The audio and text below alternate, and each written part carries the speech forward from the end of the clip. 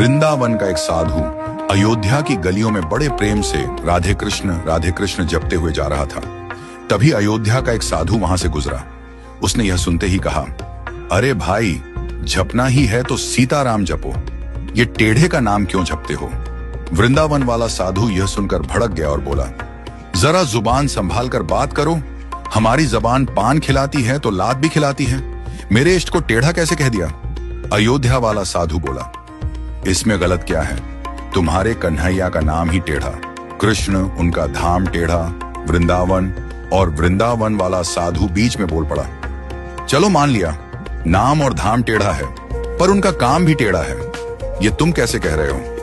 अयोध्या वाला साधु मुस्कुराकर बोला, तो सुनो, यमुना में नहाती गोपियों के कपड़े चुराना, रास रचाना, माखन चुराना, ये कौन से सीधे लोगों के काम हैं? और सच बताऊं, आज तक मैंने उन्हें कभी सीधे खड़े नहीं देखा।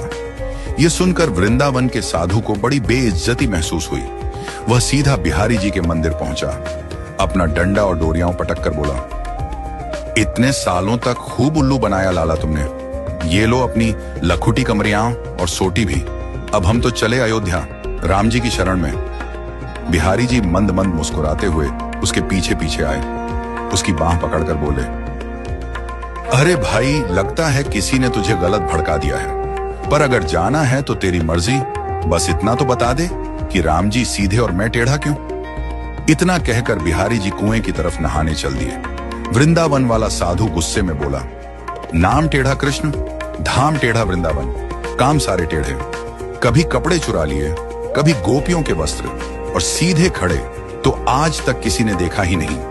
अपनी सारी भड़ास वह वहीं निकाल बैठा।